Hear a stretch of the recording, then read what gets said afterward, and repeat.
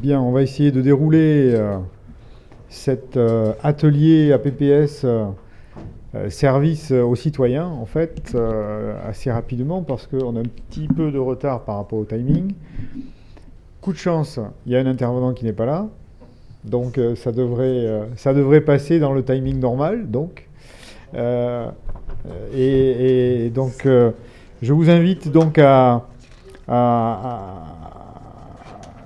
cet après-midi, en cette fin d'après-midi, avant de repartir, en espérant avoir des avions ou des véhicules pour aller jusqu'à l'aéroport ou jusqu'à la gare,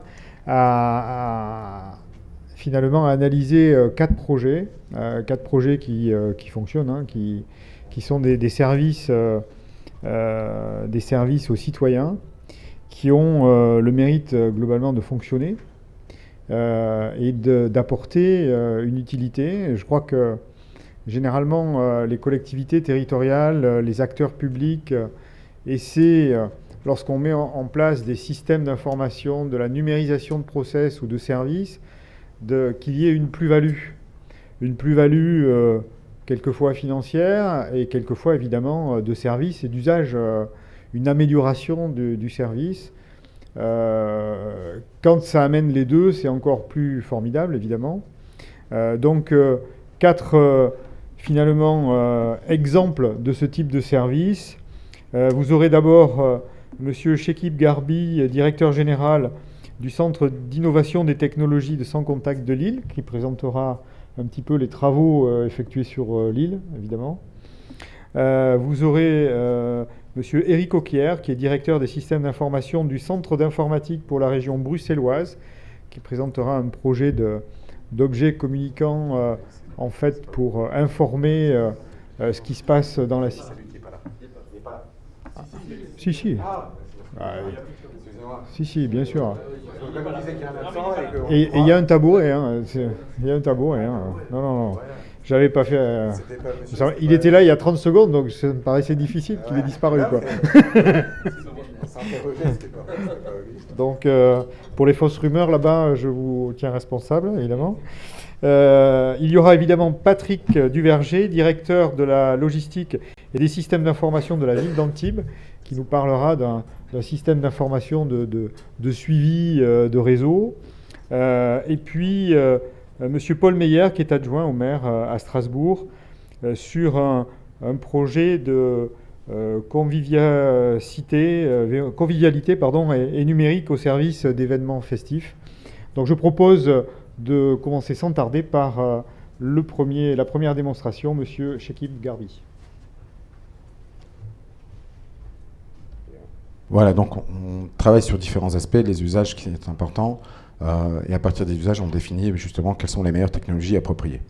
Donc notre objectif, c'est bien de préparer l'avenir. Donc depuis 2009, on est le premier cluster en France sur l'Internet des objets. Aujourd'hui, on en parle beaucoup, mais nous, on l'a créé à Lille depuis 2009. Et on travaille aussi sur la dimension sociale, non pas que simplement technologique, une approche circulaire des produits, une approche durable. La question énergétique est un élément important. Et une approche sociale. Et on travaille beaucoup aussi sur les aspects... Voilà, sur les... Et c'est en cela... Voilà. Donc on travaille sur plusieurs thématiques, justement sur l'habitat de demain, sur l'usine de demain, sur les lycées, au travers différentes expériences qu'on va décrire derrière le petit film.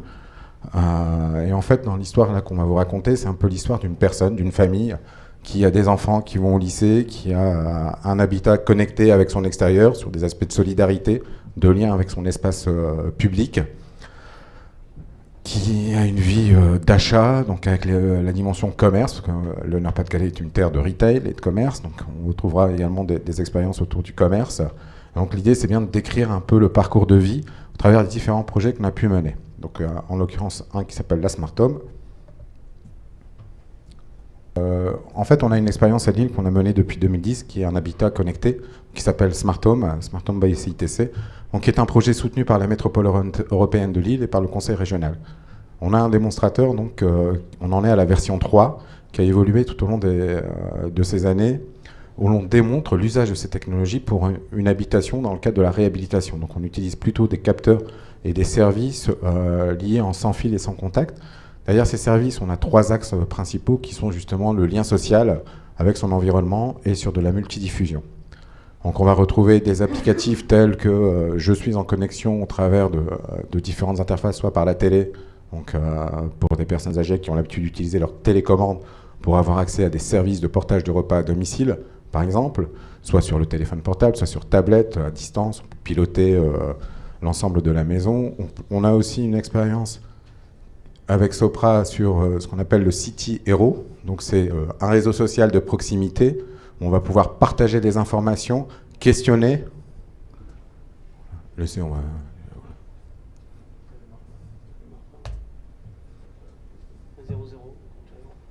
Bon. Donc sur le City Hero, donc, où les gens qui vont interagir dans le quartier vont pouvoir bénéficier d'un bonus et au fur et à mesure être identifiés comme un acteur important dans le quartier. Quand on présente cette expérience aux élus, on a une réflexion, et surtout après ce qui s'est passé au mois de janvier, de se dire, c'était quand on présentait ça au mois de décembre, c'était d'abord, on voyait ça comme une application orientée bobo, quartier qui allait se reconstruire, on pense à différents quartiers au centre de l'île, et on voyait plutôt cette cible de public. Et après le mois de janvier, une nouvelle réflexion a été portée sur les quartiers plutôt populaires, comment valoriser les individus dans les quartiers où beaucoup de solidarité se crée, mais qui ne sont pas visibles par rapport aux politiques. Donc c'est aussi un élément de remontée d'informations et de visibilité vis-à-vis du lien qui peut se créer dans le quartier. Donc ça, c'est également un élément qui a été identifié à travers de cette expérience. On a au travers également de la Smart Home des expériences de lien social sur des bibliothèques partagées. Donc je mets à disposition ma bibliothèque avec mes amis, avec le quartier, avec d'autres, et je peux savoir à tout moment ce dont disposent les livres, dont dispose mon voisin, mon ami qui peut se trouver à Marseille ou à Nice. De Lille, je peux savoir ce qu'il a dans sa bibliothèque à Nice. On est vraiment dans un réseau social de partage culturel. Donc on a comme ça différentes applications. On a la même démarche sur la dimension potager. Donc on partage les fruits et légumes que l'on cultive dans notre potager. Et on peut informer nos amis de ce qu'on possède. Et puis on se partage les fruits et on recrée du lien. Donc ça, c'est une des expériences au travers de la Smart Home qui est présentée sur la dimension service aux citoyens. C'est également, dans la version 2, des démarches qui ont été lancées à travers du NFC. Je prends le téléphone, j'approche d'un mur de service et je peux avoir accès en temps réel aux informations de transport. Grâce à l'open data, donc on a un tag qui est lié avec la partie portail. Et lorsque je prends ce tag et j'approche le téléphone, j'ai les informations en temps réel du nombre de vélos disponibles autour de moi, donc les Vélib pour nous, ce qui correspond au Vélib à Paris. J'ai également le bus, à quelle heure il arrive, le plus proche, donc ça m'évite de sortir et d'attendre à la station 10 minutes. Voilà. Donc j'ai l'information dès chez moi au travers de l'habitat, avec un simple tag NFC, un téléphone que vous possédez, et puis derrière, on lit tout ça à des portails. Voilà, donc ça c'est un peu l'expérience de la Smart Home. Vous pouvez revoir tout ça sur YouTube. Vous tapez Smart Home by CITC, il y a plusieurs vidéos, que ce soit la V2, la V1 et la V3, que vous découvrirez. Mais c'est également, donc, dans le petit film qui devait défiler, c'est également le lien avec le monde du commerce. C'est-à-dire qu'à un moment, je sors de chez moi, je fais différents actes d'achat, je suis en lien dans un parcours et dans une expérience client et de commerçant. Donc je vais approcher de différents lieux et je vais pouvoir avoir de l'information au travers du push d'informations. Donc avoir les bonnes affaires, les prix. Et puis quand je vais rentrer dans le magasin, il y a toute une expérience autour du sans contact qui a été développée pour amener de la valeur ajoutée à partir des puces RFID que l'on déploie. Par exemple, si vous allez chez Decathlon, l'ensemble des produits sont tagués en RFID. Il y a des puces RFID. Et donc à partir de ces puces RFID qui servent beaucoup pour les équipes de Decathlon, pour les inventaires, comment on y amène de la valeur pour le client final. Or, vous ne vous promenez pas avec des lecteurs RFID. Mais par contre, vous vous promenez avec des lecteurs NFC. Donc sur vos smartphones, pour la plupart, vous avez des lecteurs NFC. Et donc, vous pouvez interagir pour déclencher des lectures. Et donc, vous savez en temps réel ce dont disposent sur l'étagère les produits qui sont tagués. Donc on a aussi une interaction entre différentes technologies pour pouvoir apporter du service supplémentaire. J'ai encore du temps ? 3 minutes, ok. Pour apporter donc du service supplémentaire. Ensuite, on a une autre expérience qui s'appelle Bibliomobi, donc autour de la culture, qui a été développée toujours avec la métropole européenne de Lille, les transports de Lille, donc Keolis, enfin Transpol, et nous-mêmes, et puis la ville de Lille avec la médiathèque, où là l'intérêt c'était d'amener l'accès aux livres, l'accès à des nouvelles pendant le temps de transport. Donc on a déployé sur des stations de bus et de métro des tags, et les gens pouvaient découvrir des nouvelles, charger des nouvelles juste en passant leur téléphone.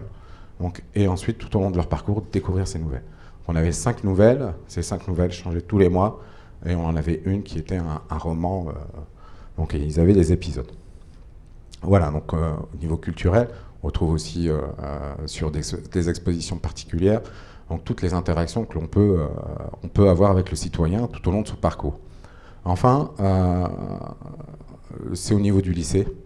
Donc on travaille sur un grand plan de déploiement sur l'optimisation énergétique des lycées avec du big data, sur de la prédiction et sur de la prévention. Et donc là, on est vraiment en mode opérationnel où on déploie des capteurs, on remonte ces informations, on les analyse et on fait de la prédiction.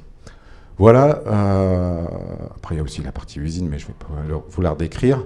Voilà un peu les grands cycles et les grandes vidéos, enfin les grands ponts d'images qui devaient défiler, mais bon, c'est un peu compliqué. Donc voilà. Donc juste vous donner qu'aujourd'hui sur la métropole européenne de Lille, dans la région du Nord-Pas-de-Calais en particulier, donc on a sur d'autres territoires d'autres expériences, on est en train d'avancer sur des grands projets. On en a un qui s'appelle U-City, qui est également un déploiement autour de services qui va lier la culture, le commerce, l'information voyageur, le transport et la vie quotidienne, donc partir de l'espace public et du mobilier urbain également.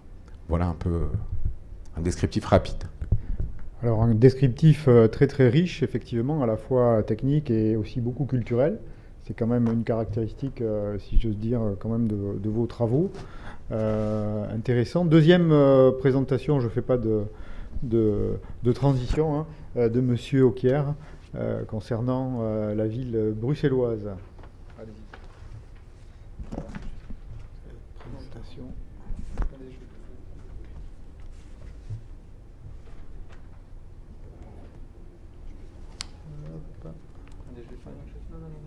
Non ? Ah, d'accord. Allons-y.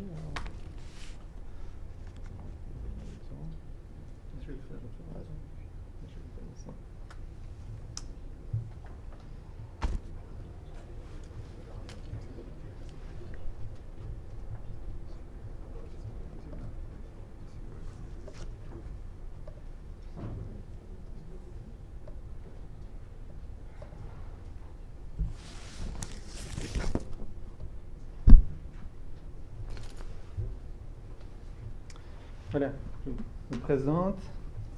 Je viens de la région bruxelloise, donc bonjour à tous. Qui d'entre vous n'a jamais été victime d'un nid de poule avec son véhicule? Qui d'entre vous ne s'est jamais tordu le pied en marchant dans la rue sur un pavé déchaussé?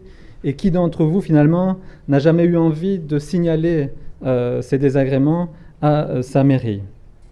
Donc c'est d'autant plus le cas à l'heure actuelle que foisonnent à travers le monde des tas de plateformes citoyennes qui vous permettent de signaler ce genre d'incident de quelques glissements de doigts sur votre smartphone. Ces plateformes portent le nom de Fix My Street aux États-Unis, au Canada ou en Belgique, de Flecker au Mexique, de Linea Madrid à Madrid. Je pense qu'il y en a une aussi pour Nice. Et aujourd'hui, finalement, ce que je vais essayer de faire, c'est de vous présenter la manière dont nous avons implémenté une de ces plateformes pour la région bruxelloise. Alors la région bruxelloise, c'est 1 160 000 habitants, dont 58 000 Français, première nationalité au niveau des étrangers en région bruxelloise, sur 160 km². 350 000 nafteurs, dont 225 000 se rendent à Bruxelles en voiture tous les jours, environ 3 millions de visiteurs par an. Et puis, à l'instar de vos communautés urbaines, Bruxelles, c'est aussi, la région bruxelloise, c'est aussi 19 communes. Et finalement, c'est un peu ça qui rend ce genre de projet à la fois intéressant, mais à la fois aussi un peu compliqué.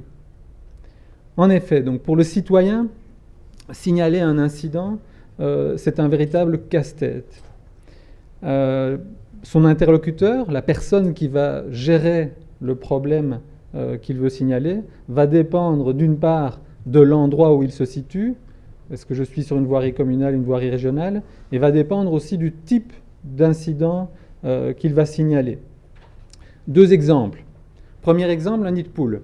Si le nid de poule est situé sur une voirie communale, c'est normalement la commune qui doit intervenir. S'il est situé sur une voirie régionale, c'est la région, ce sont les services techniques de la région qui vont intervenir, ou leurs sous-traitants. Et puis si le nid de poule est situé à moins de 50 cm d'une voirie de tram, c'est l'opérateur de transport qui va intervenir. Le citoyen, il ne sait pas ça, et pour le citoyen, c'est uniquement un nid de poule. Deuxième exemple, une poubelle qui déborde. Si elle est située sur une voirie communale, c'est la commune. Si elle est située sur une voirie régionale, c'est la région. Si elle est située dans un parc, c'est l'agence bruxelloise de l'environnement. Et si elle est située dans un abri pour attendre les bus, c'est l'opérateur de transport qui va devoir intervenir. Le citoyen ne sait pas ça. Lui, ce qu'il voit, c'est une poubelle qui déborde. Donc généralement, qu'est-ce qu'il fait, le citoyen? Il va sur le site de sa commune, il regarde le premier numéro qui lui tombe sous la main, numéro ou adresse email, et il envoie sa plainte vers ce numéro. Et dans la plupart des cas, je peux vous dire qu'il l'envoie directement au maire de sa commune. Et donc, généralement, ces incidents sont très mal signalés, très mal documentés et très mal localisés. Et alors commence un peu ce cheminement, ce chemin de croix pour l'incident, de je passe d'une administration à une autre, d'un service à un autre, je fais des allers-retours, et finalement, plus personne ne sait où se trouve cet incident. Donc, les communes qui ont décidé de travailler avec nous, elles nous ont demandé de prendre en charge cette complexité et de répondre à ces problèmes. Et puis, elles nous ont demandé deux choses dans le système que nous avons mis en place. C'est d'une part d'être en première ligne, c'est-à-dire de recevoir tous les incidents qui se passaient sur le territoire de leur commune. Donc même si cet incident après devait être redirigé ailleurs, il fallait qu'il passe d'abord par un agent communal. Deuxième chose, elles voulaient avoir un système qui leur permette de tracer l'incident au fur et à mesure de son chemin d'une administration à une autre. C'est ce que nous avons fait.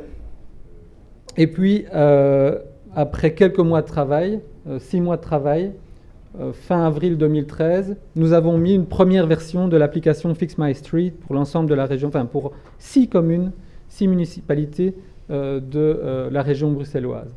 Donc on avait à la fois un site web disponible et aussi une application disponible sur Google Play et sur l'Apple Store, donc ce qui représente sur le marché belge environ plus de 95% des possesseurs de smartphones. Alors, vu la complexité technique actuelle de l'environnement aujourd'hui, je n'ai pas prévu de démo. Vous avez l'adresse, si vous voulez aller voir à quoi ressemble notre plateforme, vous avez l'adresse web. Vous pourrez avoir accès aussi au store pour télécharger éventuellement l'application, que vous ne pourrez utiliser qu'à Bruxelles, mais soit, vous pourrez voir un peu à quoi ça ressemble. Mais ce que j'ai prévu de vous montrer quand même, si ça marche, c'est un reportage qu'une des télévisions francophones de Belgique nous a consacré quelques semaines après le démarrage. Du 9, dans la capitale, la région bruxelloise met en place un site internet permettant aux Bruxellois de signaler les dégradations de l'espace public. Le reportage de Chantal Monet avec Steve Damant. Un nid de poule, un affaissement de chaussée, un abribus dégradé, toutes ces défectuosités, on voudrait bien les signaler sans trop savoir à qui. Commune, région, STIB, pas facile de s'y retrouver. Désormais, le citoyen pourra le faire via Fix My Street, en français Répare ma rue, et le tour est joué. Le citoyen, lorsqu'il signale un problème, ce qu'il voudrait, c'est qu'il soit résolu. Donc il le signale tout simplement et derrière le système va s'occuper de le rediriger vers la bonne la bonne entité. Donc il peut demander à être notifié et chaque fois qu'il y a un changement de statut dans l'incident qu'il a déclaré, il leur sera notifié par email. 10 des 19 communes bruxelloises participent déjà au projet. 4 autres le rejoindront cet été. Une application Fix My Street est aussi disponible sur certains smartphones. Un système qui a fait ses preuves au Canada, en Grande-Bretagne et dans certaines villes françaises. Voilà, alors on va faire maintenant le point 2 ans après cette mise en production. Et je dois dire que l'année 2015 a bien démarré, puisque le 20 janvier, je pense, 2015, France 2 et l'émission Télématin nous ont consacré un reportage. Alors, non, je ne sais pas si on peut appeler ça vraiment une consécration, mais effectivement, ça nous a quand même fait plaisir d'être repris sur un reportage sur France 2. Blague à part, aujourd'hui, donc, enfin, 1 an après la mise en production, donc en juin 2014, les 19 communes de la région de Bruxelles-Capitale nous avaient rejoints volontairement. Donc après 1 an, ils avaient tous compris que c'était utile d'y être. En 2 ans, on a maintenant eu 30 000 incidents signalés via la plateforme. On a aussi maintenant 416 utilisateurs professionnels. Donc derrière cette plateforme citoyenne, il y a 400 utilisateurs professionnels qui, d'une part, signalent éventuellement des incidents, parce qu'il faut dire que sur ces 30 000 incidents, il y a quand même une bonne partie qui sont signalés par des agents communaux eux-mêmes, donc qui ont accès à la plateforme sur smartphone et qui signalent des incidents. Donc on a ces agents constatateurs, on a les gens qui traitent les dossiers, qui les renvoient, et puis on a aussi des utilisateurs externes qui sont enregistrés dans la plateforme pour traiter les incidents dans leur propre société. Donc ça représente plus ou moins 3400 citoyens actifs qui viennent encoder des systèmes, et on a 4000 à 4500 connexions par mois sur le système. À quoi attribuer finalement le succès de cette plateforme? Alors premièrement, nous ne sommes pas partis de rien, nous sommes partis d'un projet existant qui est le projet Fix My Street, qui est un projet citoyen britannique en fait. Si vous allez taper Fix My Street, vous allez tomber sur une espèce d'ASBL anglaise britannique qui a mis au point cette plateforme citoyenne. Ce qu'on a fait, c'est qu'on est d'abord allé rechercher ça, qui est juste un peu l'interface citoyenne de départ. On l'a installé sur nos serveurs et on l'a fait tourner en mettant un peu les logos de la région bruxelloise. Et avec ça, on a déjà convaincu, donc en quelques semaines de travail, on a déjà convaincu 6 communes de nous accompagner et de travailler avec nous. Le deuxième élément, justement, c'est qu'on a travaillé avec des communes motivées. Donc des gens qui avaient compris, au travers des premiers exemples qu'on avait faits, toute la valeur ajoutée du système. On a eu aussi le soutien d'un sponsor fort qui est le gouvernement de la région bruxelloise qui a soutenu financièrement le projet et qui nous a obligés constamment à ramener le focus sur le citoyen, sur l'efficacité, sur vraiment le fait d'avoir derrière quelque chose qui tienne la route pour traiter les incidents et pas simplement avoir un outil pour le signalement. Alors, on est non seulement parti avec 6 communes, mais on est aussi parti avec un périmètre restreint. Au départ, on n'avait que 3 ou 4 catégories d'incidents. Pour 2 raisons. La première, c'est que à chaque fois qu'on introduit une catégorie d'incidents dans le système, on veut être sûr que toute la chaîne de traitement derrière est là. Ça veut dire qu'on veut que tous les partenaires qui vont avoir à gérer les problèmes liés à un incident soient autour de la table, qu'ils soient prêts, que les processus soient connus. Une fois que ça est fait, on peut introduire il n'y a même pas de programmation, on rajoute une catégorie d'incidents dans la plateforme, on la met d'abord à disposition des agents et des professionnels pour qu'ils testent le système, qu'ils voient que derrière ça suit, et puis seulement après on la met à disposition du public. Donc on est parti avec 3 ou 4, maintenant on a 15 catégories d'incidents sur le système. Alors, deuxième avantage aussi de cette méthode, c'est que ça nous a permis de rassurer nos partenaires aussi. Au départ, il y avait beaucoup de craintes d'être soumis à un raz-de-marée d'incidents. Et en procédant de la sorte, on a pu leur montrer que ils n'étaient pas submergés dans la réalité par des incidents et qu'ils étaient capables petit à petit de les traiter et de faire monter en puissance leurs équipes derrière. Donc maintenant, au bout de 2 ans, avec 15 types d'incidents, ils ne sont toujours pas submergés et paralysés par le nombre d'incidents signalés. Alors, au niveau du travail de l'équipe de développement, on a travaillé avec des méthodes agiles. C'est des méthodes qui permettent de travailler sur des cycles courts de 4 semaines de développement. Au bout de 4 semaines de développement, on arrive avec un résultat. On le montre à nos partenaires, on les fait tester. Donc c'est même pas une démo, c'est pas une démo, c'est quelque chose qui fonctionne. On leur fait tester les fonctionnalités développées et puis ils nous redonnent leur feedback, on améliore, etc. Et donc à la fin du projet, on peut très vite réorienter en cours de projet, les développements, et à la fin du projet, ils ont quelque chose qui répond à leurs attentes. Donc en gros, si je résume un peu tout ça, c'est qu'on a vraiment consacré beaucoup de temps à l'accompagnement au changement. Les bénéfices. Alors, la première chose, c'est qu'on a quand même répondu aux attentes de nos partenaires. Il y a maintenant, pour l'ensemble des 19 communes en région bruxelloise, une seule plateforme de signalement des incidents. Les dossiers ne se perdent plus entre les administrations ou même au sein d'une administration. Donc on a un meilleur suivi des dossiers. Et puis les administrations sont vraiment rentrées dans un processus de communication avec leurs citoyens. Alors, ça c'est les premiers bénéfices, mais c'est ceux qu'on attendait en gros à la fin de ce projet, en tout cas des premières phases. Mais on a quand même eu d'autres bénéfices auxquels on ne s'attendait pas. En fait, on a créé, donc, pour accompagner le projet, un groupe de travail qui rassemble tous les gestionnaires de réseau. Et ce groupe de travail qui se réunit une fois par mois, il a 2 avantages. Le premier, c'est que tous ces gens qui sont des gens de terrain, en tout cas des gens qui traitent les incidents dans leur commune, auparavant, ils communiquaient entre eux par des emails. Alors, vous savez comment on communique par des emails. Au bout de 3 échanges d'emails sur un problème, ça devient vite un peu tendu. Ici, ces gens mettent un nom sur un email. Ils se parlent, et même en réunion, au bout d'une réunion de travail technique, parfois ils communiquent entre eux pour dire « Tiens, tel dossier, je te l'ai envoyé, qu'est-ce que tu en fais ?» etc. Et quand on est en face à face, on communique de manière beaucoup moins violente. Et franchement, ça a permis de faire baisser le niveau de tension parfois entre administrations. Deuxième avantage, c'est que finalement, on met en place un réseau collaboratif et un réseau d'apprentissage collectif. Tous ces gens qui traitent les incidents dans leur commune, ils ont leur propre méthode de travail. Il n'y en a pas un qui fait comme les autres. Et donc, en travaillant ensemble sur des thématiques communes, ils commencent à échanger leur savoir. Ils commencent à échanger des bonnes pratiques. Ils changent parfois, via cet outil aussi, leur propre méthode de travail. Je vais citer un exemple dans une commune. Ils avaient l'habitude, pour les petits incidents du style un pavé déchaussé, etc., de faire appel à des sous-traitants externes, et pour tout ce qui était gros travaux, de faire appel à leurs services techniques. Ils ont inversé la manière de travailler.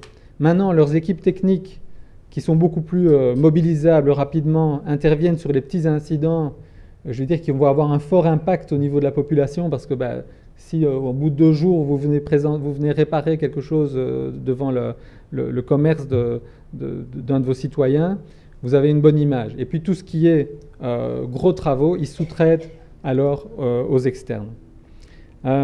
Voilà, et puis je pense que de manière générale, c'est vraiment une application qui donne une certaine image positive des pouvoirs publics et une meilleure transparence. Voilà, je voulais juste terminer avec une réflexion sur l'innovation, puisqu'on est ici à Innovative City. Et cette réflexion, elle m'est venue pas plus tard que la semaine passée. Je participais à un vernissage sur une exposition de lithographie de Salvatore Dali dans ma région.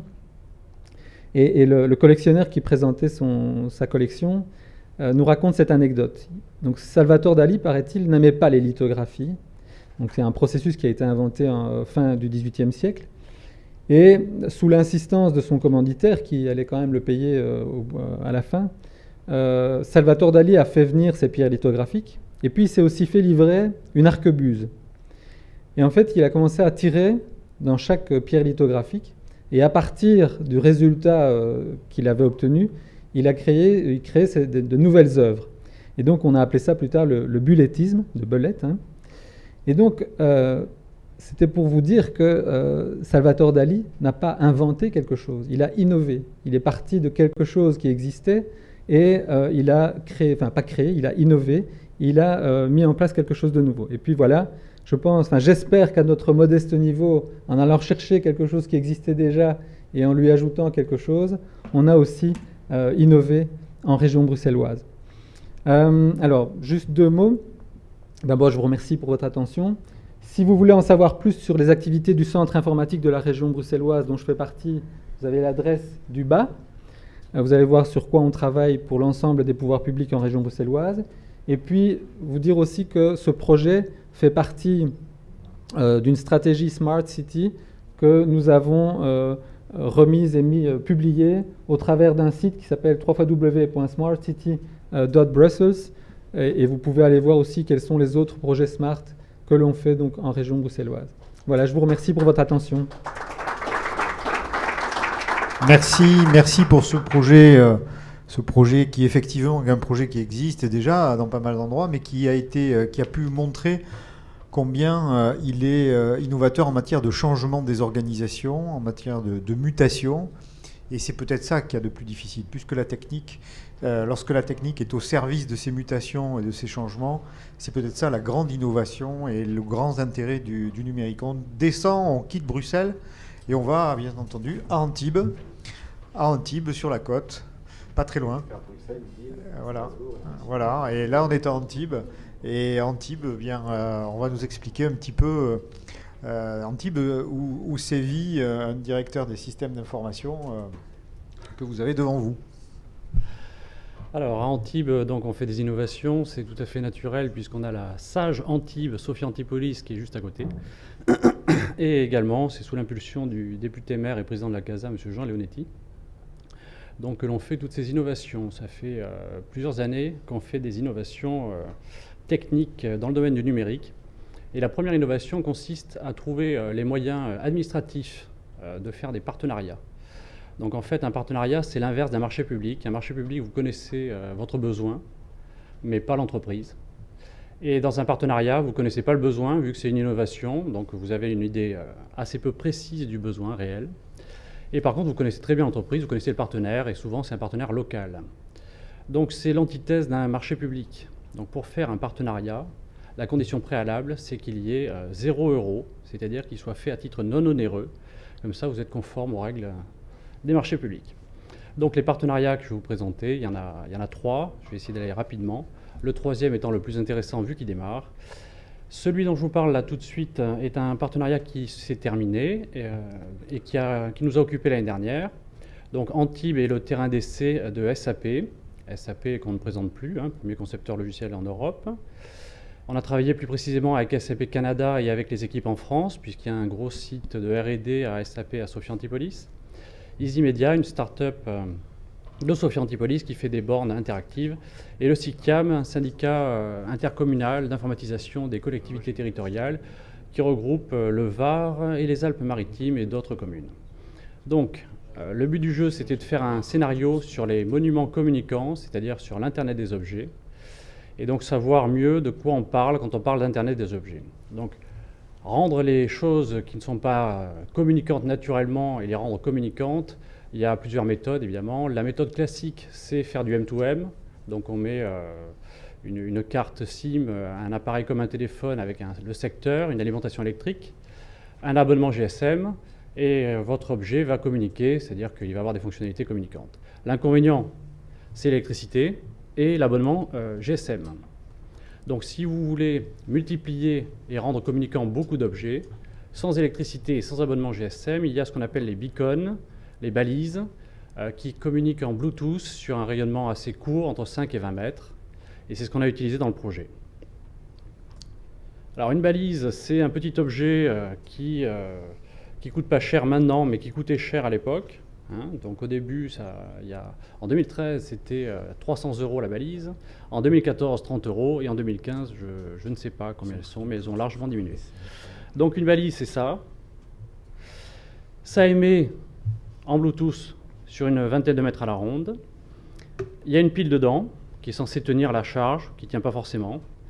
Et le gros avantage, c'est que vous pouvez en mettre, c'est pas très cher, vous pouvez les mettre dans vos monuments, ce qu'on a fait. Et elles n'ont aucune intelligence, les balises. Elles ne font qu'envoyer leur identifiant régulièrement. C'est pour ça qu'elles ne consomment pas de consommation réseau, ni de consommation électrique. Et l'identifiant arrive sur votre smartphone et c'est le smartphone qui fait le boulot. C'est-à-dire que lui, avec l'identifiant, il appelle les serveurs en utilisant votre abonnement GSM. Et le serveur va dire « je connais cet identifiant, donc je transmets au téléphone l'information correspondante à l'identifiant de la balise qui est à côté ». Donc ça donne l'impression à l'utilisateur que le monument lui parle et lui donne des infos intéressantes, culturelles, sur le monument. Et mieux que ça, on ne fait pas l'effort d'approcher le téléphone du flashcode ou du QR code ou de la balise NFC. C'est le monument qui va aller faire vibrer le smartphone de l'utilisateur. Donc le promeneur a installé l'application Antibes, qui s'appelle Antibes. Ensuite, il ne s'occupe plus de l'application. Et quand il se promène dans les rues, il se fait notifier par les monuments intéressants, les monuments communicants. Donc voilà ce qui a été fait avec SAP. Évidemment, sur la partie back-office, il y a du boulot. C'est-à-dire que lorsque vous avez une dizaine de balises, c'est facile. Lorsque vous en avez une centaine, ça devient plus compliqué. Et il faut avoir la possibilité de les éteindre à distance. Et comme ça communique avec rien sauf les téléphones autour, pour éteindre une balise sur le serveur, vous enlevez l'identifiant à la table de mapping. Et donc la balise devient muette, sans que personne n'ait à venir l'éteindre physiquement. Donc SAP a un modèle, un business case intéressant sur l'Internet des objets, et a développé tout le back-office sur plateforme HANA sur cette solution. Alors ça ressemble à ça. Là, vous avez les screenshots de l'appli. Lorsque vous downloadez l'appli, vous avez accès à tous les contenus. Et si vous vous en occupez pas, l'appli réveille votre téléphone quand vous passez à côté d'un monument et vous dit vous êtes à côté du musée Picasso. Si vous voulez en savoir plus, il y a les vidéos, les images, le texte, etc. Il y a aussi la carte. On peut imaginer des scénarios dans une ville qui peuvent être plus riches, avec des cheminements piétons. On dit à la personne, si vous voulez aller voir l'autre monument, c'est à tel endroit, etc. Deuxième partenariat qui est en cours actuellement, c'est un partenariat sur les réseaux intelligents. Là, on est dans le dur. Ça s'appelle Predictive Analysis for Pipeline Integrity. Donc le but, c'est de prévoir les castes sur des réseaux de distribution. On est agnostique par rapport au réseau, ça peut être de l'eau, du gaz ou de l'électricité. Et il s'agit d'agréger toutes les données des réseaux de distribution de services publics pour faire des analyses prédictives et des algorithmes prédictifs sur les connaissances des données que l'on a de ces réseaux. Donc je m'explique. Il y a une multitude de paramètres et un déluge de données, que le réseau soit instrumenté ou pas. Et en faisant des algos prédictifs sur les différents KPI de ces réseaux, et en agrégeant ces algos prédictifs, on peut avoir une remontée des points de faiblesse et des points critiques du réseau, et on peut savoir faire un compte prévisionnel de travaux sur les tronçons qu'il faut renouveler en premier. Donc comme à Antibes, on est la ville où il y a le prix de l'eau le moins cher de France, et qu'on souhaite le rester, ce genre de système nous permet de savoir où il faut mettre l'argent pour renouveler les réseaux. Et surtout, ne pas augmenter le prix de l'eau. Donc c'est un partenariat qui se fait avec SAP, une fois de plus, mais SAP France et Allemagne, avec IBM Lagode, IBM Nice maintenant, Sigfox, la start-up toulousaine qu'on ne présente plus, qui fait de l'ultra-narrowband, c'est-à-dire des grandes cellules de télécom, des grandes cellules télécom et des capteurs qui ont très peu d'octets, donc qui envoient des trames avec uniquement l'identifiant et la valeur mesurée. Et le SIGTIAM, que j'ai présenté tout à l'heure. Donc les défis des réseaux intelligents, sur la gauche, c'est du hardware. Donc le défi consiste à maîtriser tout le capteur jusqu'à la chaîne de communication. Et sur la droite, vous avez les défis logiciels, qui consistent à agréger toutes ces données dans un environnement type Big Data et d'appliquer des algorithmes prédictifs dessus pour ensuite amener un dashboard intelligent. Il y a un défi le plus important, le challenge le plus important, c'est la sécurité, puisque dans l'Internet of Things, le talon d'Achille, c'est la sécurité. Là, on adresse la crypto de bout en bout, avec une crypto hardware depuis le capteur qui va jusqu'au dashboard. Il y a des algorithmes de crypto qui permettent de manipuler les données cryptées, même du côté, même en appliquant des moulinettes type Big Data. Alors, un des premiers résultats de ce projet qui est en cours, c'est le croisement entre la business intelligence et la cartographie. Donc les réseaux sont éminemment cartographiques, bien évidemment. Si on applique de la BI par-dessus, dans une plateforme HANA avec du Lumira, on obtient ce genre de choses où on va avoir un arbre abstrait des paramètres du réseau. Par exemple, ici, on est dans le réseau de distribution de la ville d'Antibes. Il y a de la fonte, du PVC, du polyéthylène. Et évidemment, les risques sont différents en fonte qu'en PVC. Ça dépend du diamètre, du débit, de l'année, de plein de choses. Donc en croisant, en faisant de la business intelligence sur de la cartographie, on peut se balader dans l'arbre des paramètres et allumer que les tronçons en fonction, si on regarde de la fonte, on n'aura que les tronçons fonte qui s'allument. Si on regarde de telle année, et au final, on sait quels sont les points de faiblesse du réseau en naviguant dans ce type d'interface. Le partenariat le plus intéressant, celui qui démarre actuellement, c'est sur le port Vauban. Donc le port Vauban, c'est le port d'Antibes. C'est le plus grand port d'Europe de plaisance en tonnage. Donc c'est le port qui accepte la plus grande capacité en une grosse unité. Et donc il se situe à un endroit magnifique à côté du Fort Carré. Donc ce port Vauban, avec Soprasteria, on va essayer d'en faire une vitrine sur les innovations des Smart Harbors, donc les ports intelligents. Et cette vitrine va s'organiser sur 4 axes, que vous voyez en bas à droite. Les Smart Apps, donc une application sur smartphone et sur iPad, qui va être la pierre angulaire du projet, puisque ce sera le point d'accès unique et central des services offerts à différents interlocuteurs. Donc on a déjà des choses qui existent avec Comcrea, la société Comcrea, et avec BPeers, sur des applications smartphone qui fonctionnent correctement et qui donnent surtout l'illusion d'être sur mesure, alors que ce sont des applications génériques. La conciergerie numérique et la partie back-office du projet. La partie back-office du projet, elle est extrêmement complexe puisque le but, c'est que le port Vauban soit connecté à différents ports de la Méditerranée afin d'offrir des services plus intelligents. C'est-à-dire que s'il y a des grosses unités qui viennent d'un autre port, on peut anticiper.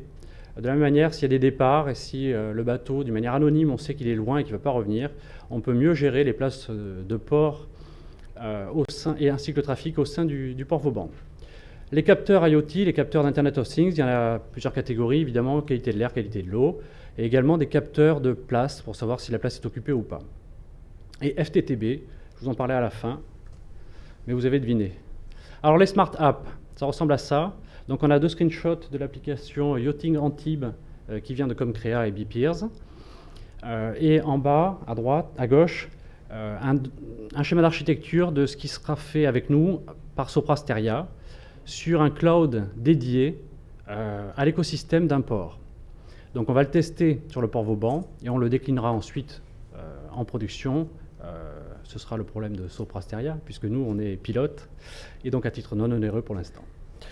Donc, on espère que cette vitrine nous permettra de tester tout un cas de figure intéressant, puisque je vous ai parlé des 4 axes, mais je ne vous ai pas parlé des 4 clients. On a 4 types de clients. Le client du port de plaisance, c'est-à-dire le plaisancier. Et le plaisancier, ça peut être compliqué. Il peut s'agir du capitaine du navire, du propriétaire du navire ou de l'équipe, du staff technique du navire, puisque les grosses unités, c'est des yachts, ils sont plusieurs. Ensuite, on a la capitainerie, avec différents acteurs à la capitainerie, qui doivent gérer tous les besoins des uns et des autres, et toutes les entrées-sorties. On a également les services d'accastillage qui sont à la ville d'Antibes, donc les ship chandlers et tous les gens qui gagnent de l'argent sur les services qu'ils offrent au port. Et le 4e acteur, c'est la ville elle-même, qui a un intérêt évident avec l'activité touristique que lui ramène le port, donc l'hôtellerie, la restauration, etc. Donc 4 acteurs multipliés par 4 axes techniques qui ont été présentés dans le slide précédent, ça fait 16 combinaisons, donc ça fait pas mal de choses à tester et à développer. Un des exemples d'application, c'est le guidage du bateau qui peut être géolocalisé par l'application smartphone, mais aussi avec les balises, on verra si c'est le bon bateau à la bonne place. Il y a aussi un système de vidéosurveillance qui peut permettre de faire de la reconnaissance de l'immatriculation du bateau ou même du bateau lui-même. Et des sonars également qui peuvent voir quelles sont les trajectoires des bateaux dans le port. Donc on a l'intention d'utiliser toutes ces technologies pour les tester et voir lesquelles sont les plus performantes. Et la dernière caractéristique de ce port Vauban, c'est que c'est un port qui est le premier pour l'instant à être totalement fibré. Il a été fibré par la ville d'Antibes. Donc on a fibré toutes les pannes du port et il va devenir probablement le premier port FTTB de France, FTTB, Fiber to the Boat. On a fait très original. Donc c'est une résidence horizontale, un port, et une résidence flottante. Voilà. Donc en ayant fibré toutes les pannes et en pouvant apporter du très haut débit à chacune des unités, on a tous les ingrédients pour faire un port moderne, innovant. Et je termine par la statue du nomade, le Jom Plensa, qui a un beacon et qui vous parle quand vous êtes juste à côté du port. Eh bien, merci beaucoup. Très intéressant, cette diversité de partenariats. Hein. C'est des projets, en fait, c'est plutôt les projets des entreprises, mais avec vous, évidemment, sur votre territoire. En tout cas, c'est très, très enrichissant. En plus, c'est un petit air d'été quand même, hein, c'est sympathique. Et puis, on va remonter, là. Hein. Quand on quitte Antibes, on on quitte le sud et on remonte dans le nord de la France, plutôt dans l'est, avec M. Paul Meyer, qui est adjoint au maire à Strasbourg, la ville de Strasbourg.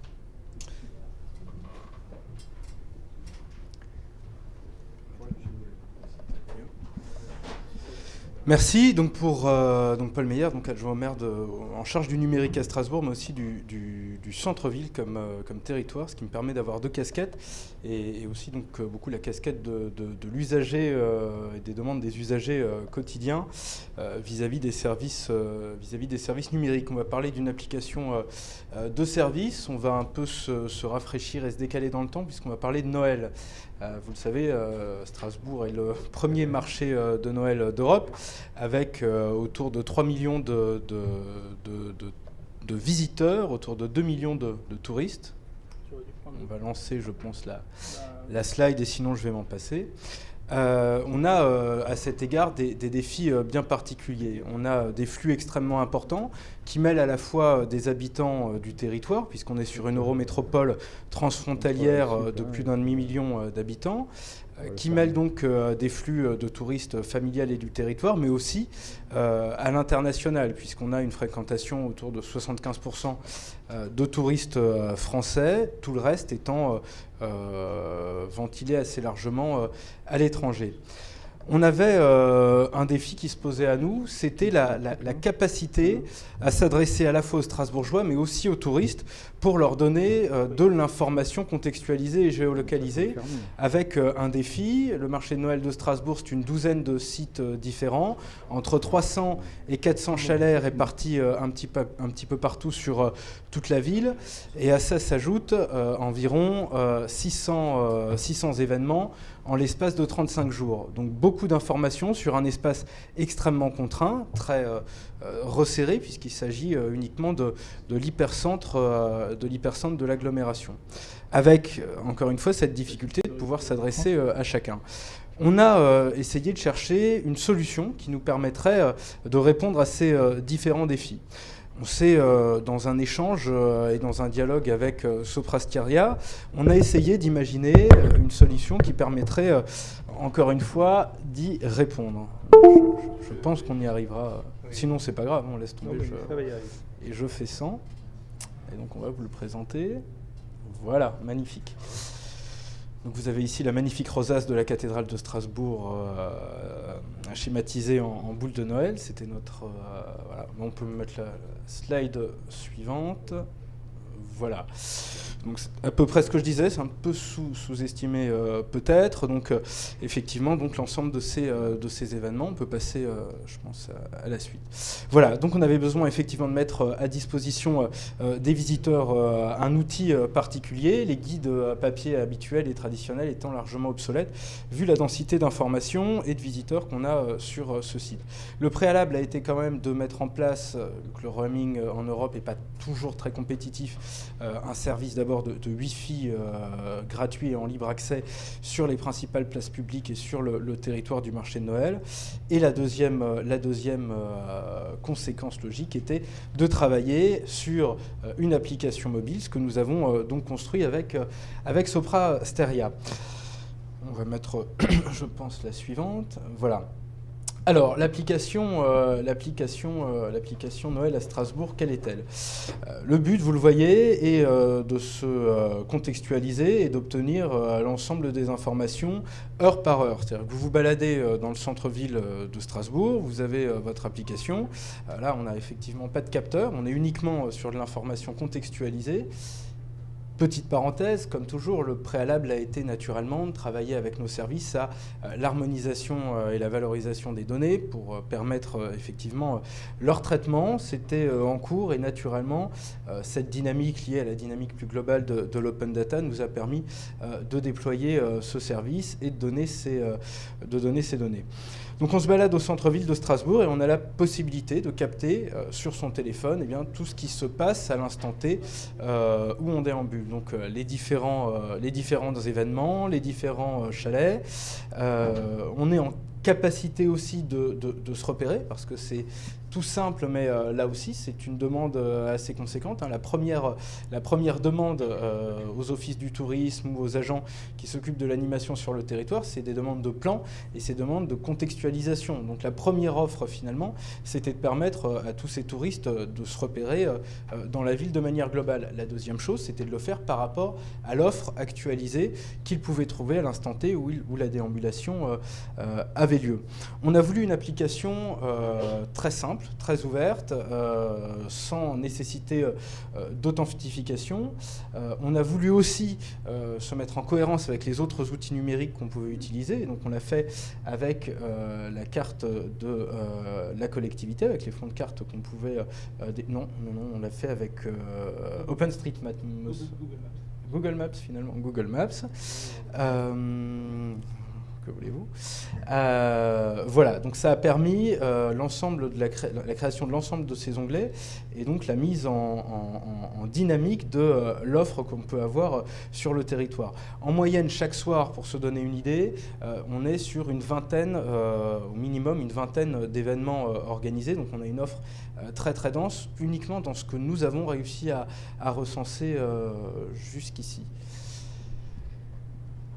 Voilà, donc le bilan sur les statistiques d'utilisation, c'est effectivement 3000 installations en une trentaine de jours, c'est énormément de partage de ces informations, c'est beaucoup de notes et beaucoup de volonté donc de participer, ça on l'a senti.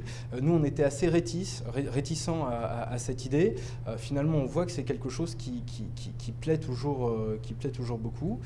Et puis la diversité des installations, ça permet de voir aussi un petit peu les différentes provenances touristiques. Mes statistiques personnelles d'élus, parce qu'elles sont un peu... c'est ce qui nous intéresse beaucoup.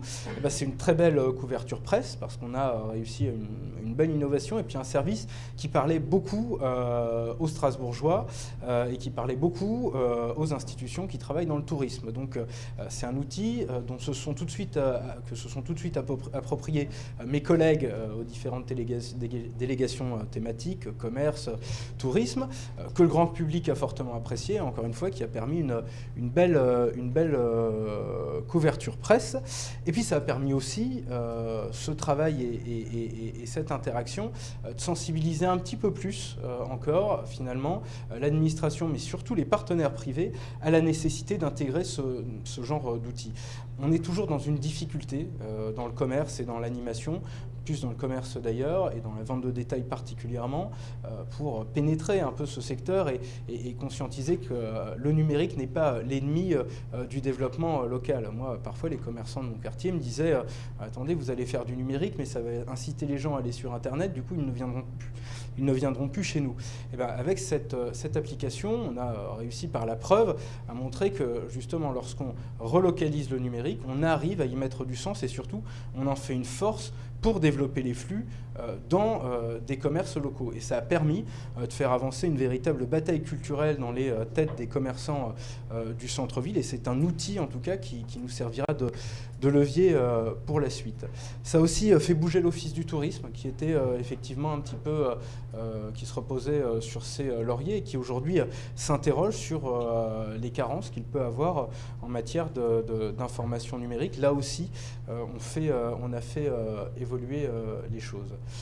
C'est aussi un bilan, et je dois le dire, sur la capacité d'une collectivité à travailler un projet nouveau, parce que lorsqu'on a commencé ces échanges avec Soprasteria, on partait presque de rien, hein, de quelques idées qu'on pouvait avoir, de beaucoup d'idées qu'ils avaient déjà, et on a réussi, je dois le dire quand même, dans des délais records, c'est-à-dire je crois moins de 2 mois et demi, hein, à monter et à mettre en place cette plateforme et à la lancer pour le lancement du marché de Noël. Donc là aussi, ça a été un dialogue qui a permis, je crois, de créer une application utile.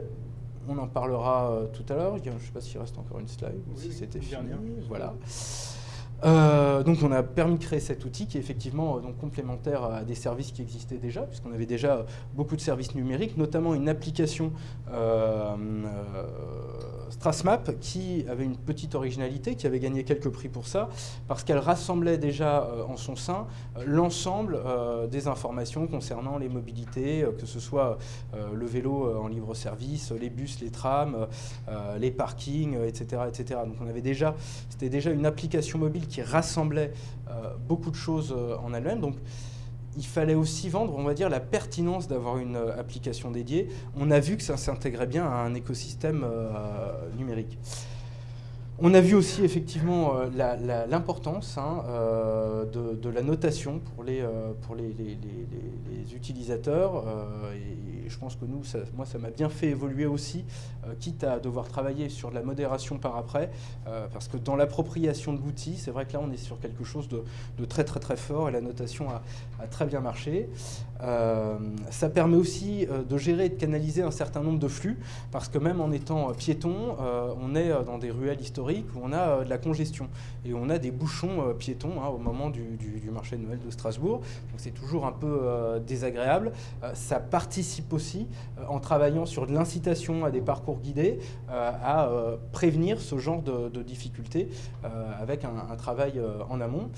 Et puis ça crée, c'est un nouvel outil qui aujourd'hui est demandé, c'est-à-dire qu'on a fait, j'allais dire, l'erreur de ne pas le reprendre immédiatement sur les opérations d'été, sur les événements d'été, la fête de la musique notamment, parce que l'idée de ce genre d'application, justement, c'est après de pouvoir s'adapter très rapidement et d'être sûr de l'événementiel. Et là aussi, donc, on voit qu'il y a un vrai besoin et que désormais, finalement, on ne peut plus s'en passer. Et donc, même les autres services sont en train d'y basculer, reviennent vers nous pour y basculer peu à peu. Ça a permis, du côté de Sopra, je crois, un développement important, puisqu'aujourd'hui, donc l'application est lancée. Je crois qu'elle est même en fonctionnement pour les fêtes d'été de Boulogne. Et donc, ça leur a permis aussi de mettre en place une production industrielle qui répond parfaitement à la fois à la réactivité dont ont besoin des élus qui, parfois, se rendent compte qu'il y a un besoin, mais s'y prennent généralement assez tard. Mais ça permet aussi, en termes d'offres, de développer de nouvelles offres et puis d'arriver avec, je pense, des prix d'entrée assez raisonnables au regard du succès qu'ont ce genre d'application. Voilà, donc me reste à vous convier à venir prendre quelques congés pour découvrir à la fois le marché de Noël de Strasbourg au mois de décembre prochain et l'application Soprasteria Strasbourg, capitale de Noël, qui va avec. Je vous remercie.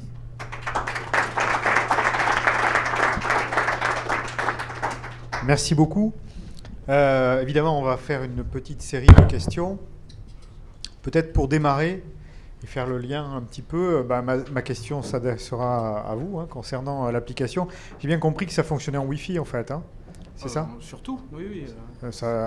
C'est une application web ? Oui, voilà. Non, c'est une application, c'est une appli.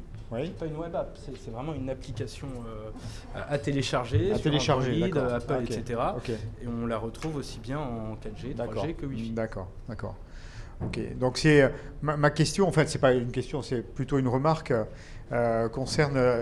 On voit bien qu'on est au balbutiement du big data, c'est-à-dire que vous récupérez avec votre application, avec juste cette application-là, un certain nombre d'informations sur ce qui se passe sur le territoire, par les interactions qu'il y a.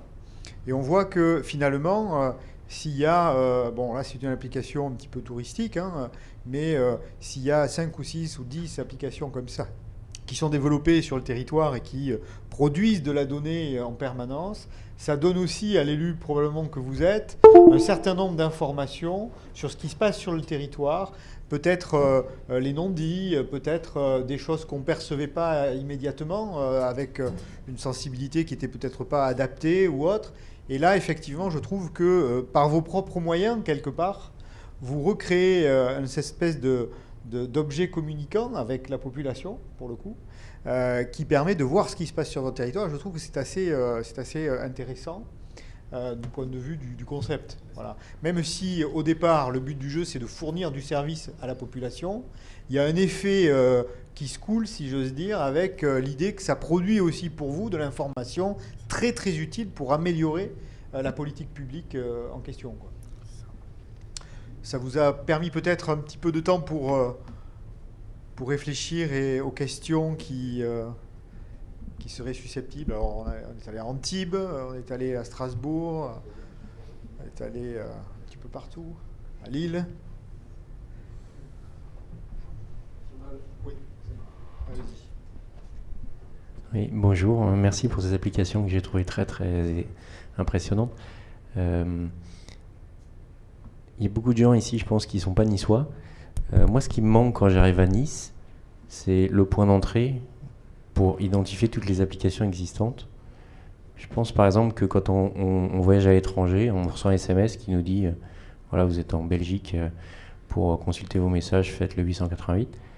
Est-ce qu'il ne manque pas un petit SMS qui nous dise le point d'entrée vers les applications à Antibes, à Strasbourg, à Bruxelles, voilà, il est là.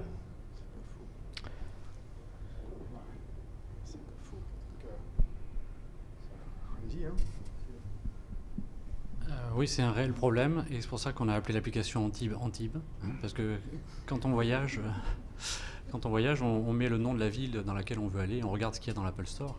S'il y a un code ou si c'est différent, on ne trouve pas. Voilà. Donc des pages jaunes d'applications de ville, je ne sais pas s'il y a une application pour ça, mais c'est une excellente idée pour l'instant. Le problème, c'est le point d'entrée. Nous, on a 200 ou 300 downloads par mois. On pourrait faire mieux. Mais comment communiquer qu'il y a ça qui existe, c'est une difficulté. Donc en dehors du nom homonyme à l'application et à la ville, je ne sais pas. Alors, pour nous, c'est encore plus difficile qu'à Antibes. Parce que il y a la région bruxelloise avec ses 19 communes, mais il y a la ville de Bruxelles qui fait partie de ces 19 communes. Donc on ne peut même pas l'appeler Bruxelles. Non, blague à part, effectivement, c'est un point qui m'a déjà aussi souvent trotté dans la tête, effectivement. Il y a un chercheur bruxellois qui a fait une étude sur les stores. Il a identifié au départ 300 applications géographiquement reliées à la région bruxelloise. De ces 300, il en a ressorti 10% qui étaient vraiment utiles ou reliés au pouvoir public, et il n'y en a que 3 ou 4 vraiment utiles. Donc je pense qu'un cachet, une espèce de validation, un label sur des applications, etc., c'est quelque chose d'assez intéressant. On avait essayé il y a 2 ans de faire... On a lancé une des premières applications qu'on a faites, un peu ça, c'était un portail d'applications, donc l'application elle-même renvoyait vers d'autres applications, mais ça n'a pas vraiment non plus eu un très grand succès. Alors, je ne sais pas si c'était parce que c'était pas utile ou parce que, étant donné que c'était notre première expérience, c'était pas non plus hyper bien fait. Je l'avoue. Oui, sur l'expérience de Lille, en fait, on a une difficulté particulière. On est dans une métropole. Donc, il y a les applications des villes. Donc, on en a pas mal qui ont été développées depuis pas mal d'années. Par exemple, si je prends sur l'application de la ville de Lille, le service le plus consulté, le service et qui était enfin, on n'y pensait pas, c'était la recherche des toilettes publiques. C'est le service le plus consulté par les étrangers, par les gens qui se déplacent en mobilité. Donc la mobilité est importante. On ne peut pas lier l'application sans la notion de mobilité. Donc en fonction aussi des lieux et des moyens de mobilité. Ensuite, quand on est sur une métropole, c'est 85 communes, la métropole européenne de Lille. On a des tailles différentes, un peu comme la réflexion que vous évoquiez sur Bruxelles, c'est-à-dire qu'on a aussi des tailles différentes. des équipes techniques différentes et des images différentes. C'est-à-dire que la ville de Lille souhaite communiquer sur son application en tant que ville de Lille. La ville de Tourcoing souhaite communiquer sur son application en tant que ville de Tourcoing. Ceci étant, il y a aussi une démarche collective qui est enclenchée au travers de la métropole européenne de Lille, et donc de se dire, demain, on est là, hein, nous on est sur ces questions-là très pratico-pratiques, dans le sens où, sous quelle bannière on communique. On a essayé de définir une marque commune qui s'appelle Lille Digital. Donc, on a un projet qui s'appelle UCity, et justement pour l'accès avec une identité graphique, où on va mixer la partie transport, la partie service de vie quotidienne, voilà, sous une identité unique. Mais ça prend, enfin pour nous, ça nous a pris juste 2 ans pour pouvoir amener les gens. C'est facile hein, de développer des applications, c'est facile d'intégrer, on peut avoir différentes méthodologies techniques en 15 jours, 3 semaines, 1 mois, quelques mois. La difficulté, c'est réellement toute la démarche de conduite du changement, d'intégration et de travailler avec les hommes. Et ça nous prend 2, 3, 4 ans, juste pour pouvoir échanger et aboutir sur une marque commune.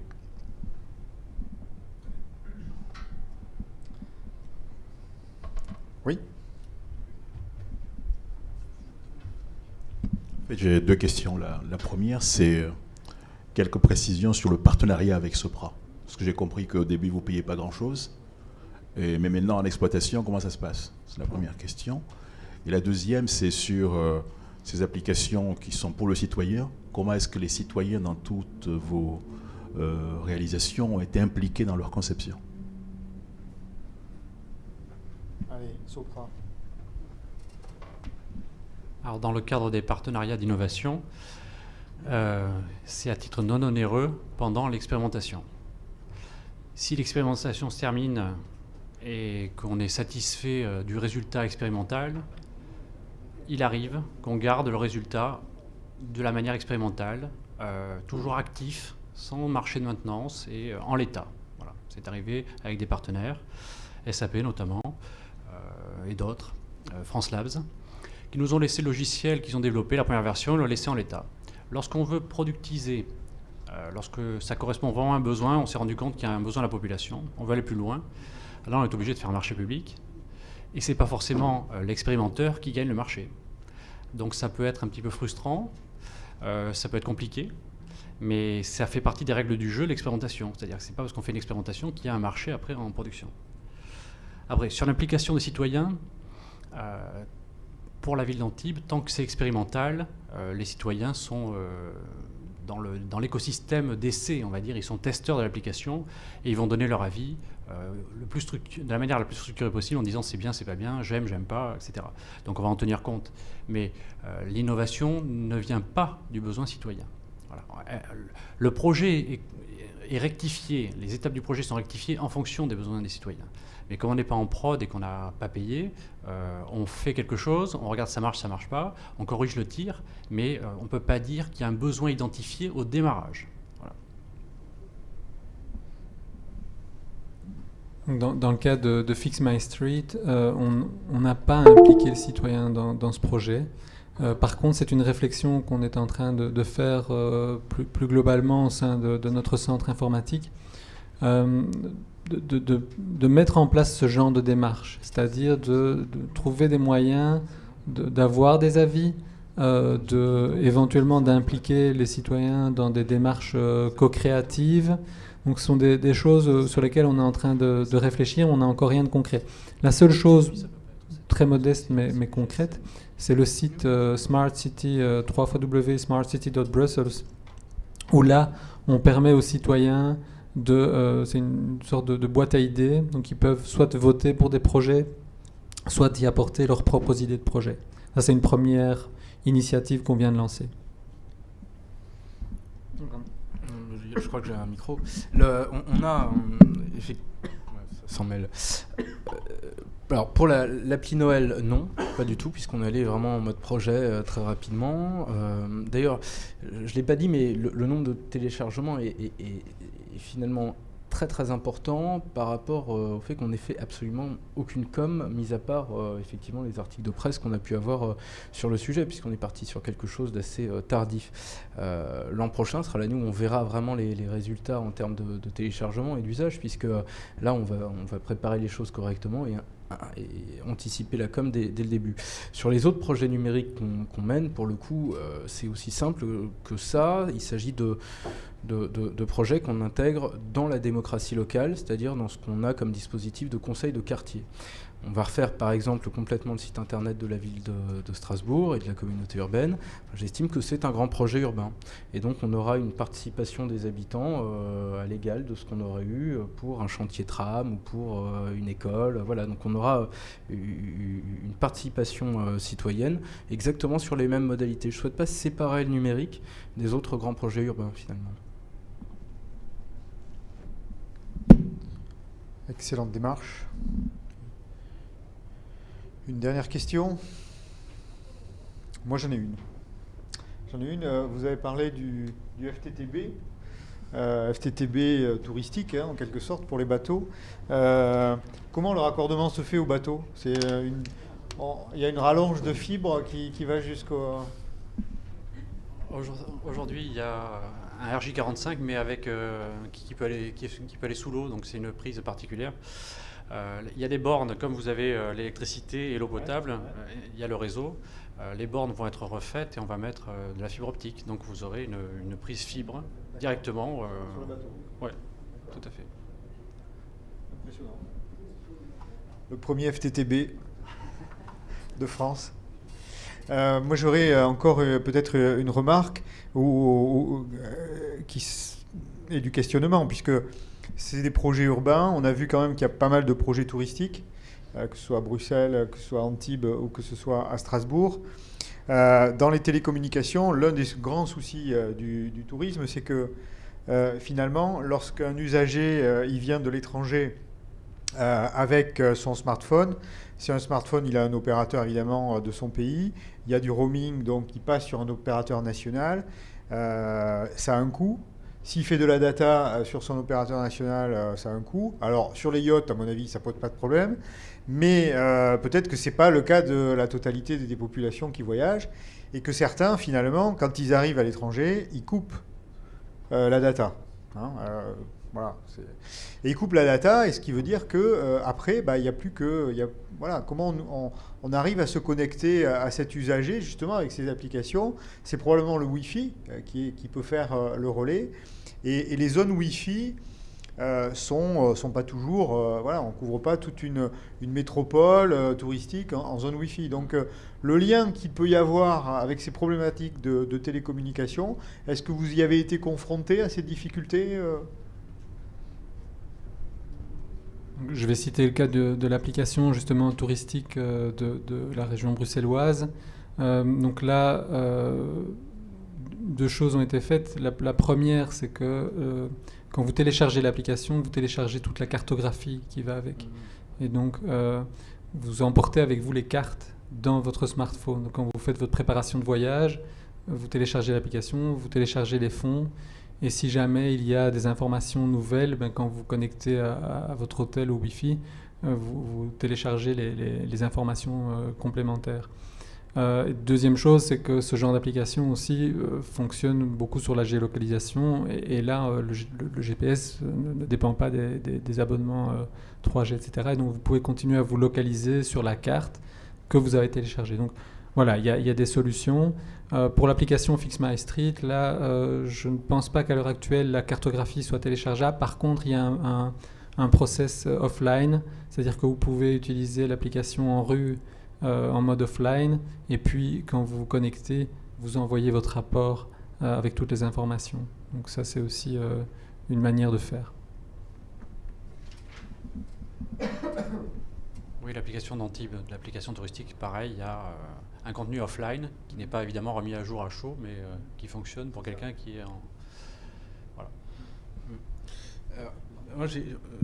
Alors, sur les applications citoyennes, on a quand même une approche qui est différente, c'est-à-dire que j'ai bien vu Fix My Street, et c'est sans doute aussi l'occasion de le faire pour les bruxellois, mais moi, on aurait pu prendre, en France, c'est Telma City, je crois que ça va être un concurrent, les prendre assez rapidement et pour pas très cher. Sauf que l'essentiel pour nous était d'avoir d'abord un traitement égal de toutes les demandes. C'est-à-dire qu'aujourd'hui, je le disais, moi je suis adjoint de quartier, si on m'envoie un mail et des cartes de visite dans les kermesses, j'en distribue 200 par week-end au moins, donc voilà, si on m'envoie un mail, le nid pool sera plus rapidement traité que si on vient et qu'on appelle le standard, effectivement. Le but, c'est d'arriver à ces applications-là, mais en y arrivant, on doit assurer une chose aux citoyens, c'est que quelle que soit la forme avec laquelle il envoie sa demande, il passe au guichet d'accueil de la mairie centrale ou de la mairie de quartier, il passe un coup de fil, il envoie un mail, il envoie un courrier écrit. On doit avoir le même traitement et le même suivi. Et donc, on met un peu plus de temps parce que d'abord, je veux qu'on harmonise tout ça et qu'on garantisse ces choses-là. Parce que là, ça fait partie aussi d'une égalité. Donc, il y a la question de l'égalité effectivement, dans l'accès au réseau, mais y compris pour ceux qui ne souhaitent pas ou ne peuvent pas y accéder à un moment, il doit y avoir ce traitement. Et c'est pour ça que le préalable, et je pense que c'est votre sujet, le plus gros du travail sur ces applications, mais comme toujours, finalement, c'est vraiment le bac, quoi. Et donc là, on a un chantier majeur, mais encore une fois, ce préalable, c'est l'égalité de traitement, et le seul moyen d'y parvenir, c'est bien le numérique. Par rapport à ça, il y a deux choses de remarque. La première, c'est que les agents eux-mêmes ont accès à la plateforme, c'est-à-dire qu'il y a un numéro vert, par exemple dans la région bruxelloise, pour écouter les plaintes et les signalements des citoyens. Et donc les agents qui sont derrière ce numéro vert ont accès à la plateforme Fix My Street et introduisent du coup l'incident eux-mêmes dans l'application Fix My Street. Donc voilà, ils peuvent continuer à utiliser un mail, ils peuvent continuer, pour ceux qui n'ont pas accès à la plateforme, utiliser un mail, utiliser le téléphone, etc.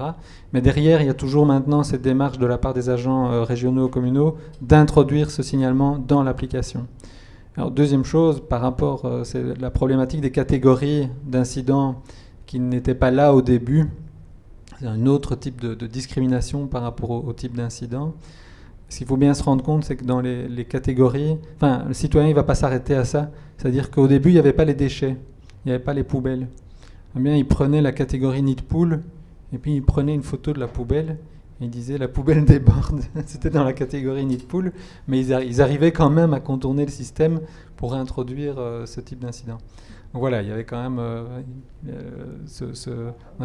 ça poussait aussi finalement les communes à accélérer le process aussi. C'est ça, complètement. C'est une vraie interaction citoyenne, quelque part, effectivement, sur l'amélioration des applications et les orientations qu'on peut prendre. Ça veut dire que là, vous avez été guidé un petit peu dans les évolutions du système par les citoyens sur les objectifs, quoi. Donc ça, c'est assez intéressant. À la fédération à laquelle j'appartiens, à la Fédération nationale des collectivités concédantes et régies, on est évidemment sur ces sujets, on travaille beaucoup là-dessus, et sur la relation aux citoyens avec les collectivités qui sont nos membres. On a un petit peu planché sur les GRC, donc les outils de gestion de la relation aux citoyens, pas uniquement pour montrer quels sont les problèmes à régler sur le territoire. C'est tout type de relations, évidemment. Donc on pourrait imaginer que dans la GRC, ça c'est une branche, une filiale, si j'ose dire, de cette GRC. Et effectivement, on se dit que si on arrive à numériser globalement, alors ça vient, il y a des collectivités qui y sont passées, qui sont en train d'y passer, en tout cas, qui montent en puissance sur ces sujets. Et on voit bien qu'on se retrouve avec comme dans l'informatique, des tickets d'incident, des tickets de sollicitation, des tickets qui peuvent circuler, qui ne sont jamais perdus, qui à un moment donné, quand ils n'ont pas été traités, il y a un voyant rouge qui s'allume. Alors l'élu qui l'avait mis dans le tube, s'il s'aperçoit que ce n'est pas traité, évidemment, il fait remonter un petit peu les pendules. Et finalement, on s'aperçoit que ça paraît un petit peu plus intrusif vis-à-vis des salariés des collectivités territoriales qui ont généralement souvent à régler tout ce qu'il y a à régler, mais quand même, ça permet considérablement d'améliorer les process. Et en améliorant les process, ça oblige à ce que les collectivités elles-mêmes se posent la question de l'organisation. C'est pour ça que ce que vous évoquiez tout à l'heure sur l'idée que dès qu'on met en place un système d'information, surtout en relation avec les citoyens, parce que ça met une pression plus forte encore, hein, on se retrouve confronté à des obligations de changement. Et ça, c'est quand même nouveau. Je trouve, c'est nouveau. Et ça, c'est l'interaction citoyenne qui fait ça. Parce que s'il n'y avait pas d'interaction citoyenne, ça resterait finalement dans la DSI.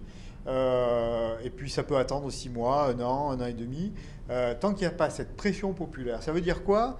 Ça veut dire qu'aujourd'hui, probablement, les projets qui vont réussir plus facilement seront ceux qui, par obligation, seront...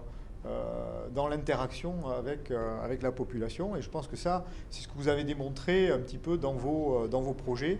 Et c'était un petit peu l'intérêt de cette table ronde qui se termine, malgré tout, malgré l'absence d'un intervenant, avec presque un quart d'heure de retard. C'est formidable. Bonne journée, bon retour.